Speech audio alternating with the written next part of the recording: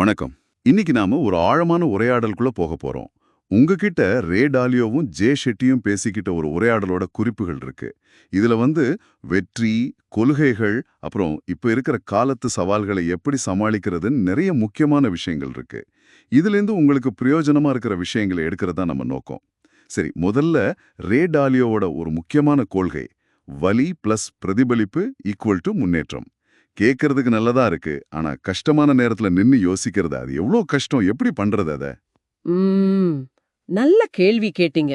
இங்க முக்கியம் என்னன்னா, அந்த பிரதிபலிப்புங்கிறது சும்மா யோசிக்கிறது இல்ல. அது ஒரு ஆம், எப்படி சொல்றது, ஒரு ஒழுங்குமுறை மாதிரி.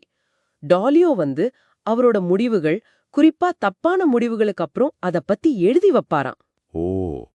இது சும்மா டைரி எழுதுற மாதிரி இல்ல. என்ன நடந்துச்சு, ஏன் நடந்துச்சு அப்படின்னு ஆழமா யோசிச்சு, அதிலிருந்து எதிர்காலத்துக்குன்னு சில கொள்கைகளை உருவாக்குறது.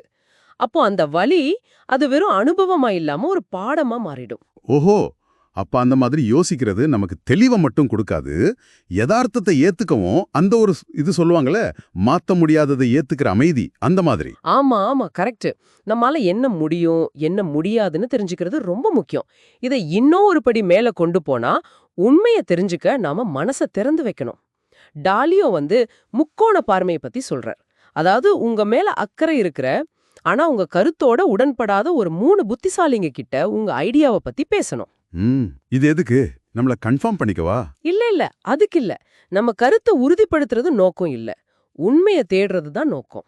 ஆமா, இங்க டாலியோ இன்னொரு முக்கியமான விஷயம் சொல்றாரு. அந்த நம்பகத்தன்மை எடையிடப்பட்ட முடிவு. அதாவது எல்லார் கருத்தும் கேட்டுட்டு யாருக்கு அந்த விஷயத்துல அனுபவம் அதிகமோ அவங்க சொல்றதுக்கு கொஞ்சம் வெயிட்டேஜ் கொடுக்கறது, அப்படிதானே? கரெக்டா சொன்னீங்க. அது ரொம்ப முக்கியம். ஏன்னா எல்லார் கருத்தும் ஒண்ணு இல்ல. இது நம்ம யோசனைகள்ல இருக்க ஓட்டைகளை கண்டுபிடிக்க உதவும். நம்மளே சில விஷயங்களை குருட்டுத்தனமா நம்பிட்டு இருப்போம்ல, அதை தவிர்க்கலாம். சொல்லப்போனா இது விவாதத்துல ஜெயிக்கிறத விட உண்மையை கண்டுபிடிக்கிறதுக்கு தான் முக்கியத்துவம் கொடுக்குது. ஜே ஷெட்டி கூட அவரோட டிபேட் கிளப் அனுபவத்தை சொல்லும்போது இதே தான் சொல்றாரு. எதிர்த்தரப்பு வாதத்தை நல்லா புரிஞ்சுக்கிட்டாதான் நம்ம வாதம் இன்னும் ஸ்ட்ராங் ஆகும். இல்லனா நம்ம ஏதாவது புதுசா கத்துப்போம். சரி சரி. அப்போ இந்த கத்துக்கிற மனப்பான்மை இது வாழ்க்கையோட நோக்கத்தை பத்தி பேசும்போதும் வருமே. ரே டாலியோ இப்ப என்ன சொல்றாருன்னா, அவரோட இந்த வயசுல அவர் ஜெயிச்சதை விட கத்துக்கிட்டதை மத்தவங்களுக்கு சொல்றதுல தான் சந்தோஷம் அதிகம்னு சொல்றார். ஆமா, நம்ம நோக்கங்கள் காலப்போக்குல மாறலாம், கண்டிப்பா மாறும். ஷெட்டி இதுக்கு ஒரு நல்ல ஃபார்முலா சொல்றாரு. ஆர்வம் பிளஸ் பலம் பிளஸ் சேவை இஸ் ஈக்குவல் டு நோக்கம். அதாவது உங்களுக்கு எதுல ரொம்ப விருப்பம் இருக்கோ, உங்ககிட்ட இயற்கையாவே என்ன திறமை இருக்கோ, அது மத்தவங்களுக்கு எப்படி உதவுதோ, இந்த 3 ஒன்னு சேர்ற இடத்துல தான் உங்க வாழ்க்கையோட நோக்கம் தெளிவா தெரிய வரும். ஆஹா. ஆர்வம், பலம், சேவை. யோசிக்க வேண்டிய விஷயம். சரி, இப்போ இந்த தனிப்பட்ட கொள்கைகள், கஷ்டத்திலிருந்து கத்துக்கிறது, மனசை திறந்து வைக்கிறது, நோக்கத்தை கண்டுபிடிக்கிறது, இதெல்லாம் இப்போ இருக்க பெரிய உலக பிரச்சனைகளுக்கு எப்படி பொருந்தும்? டாலியோ சில பெரிய சவால்களை சொல்றாரே, பொருளாதாரம், சமூக பிரிவு, இதெல்லாம்.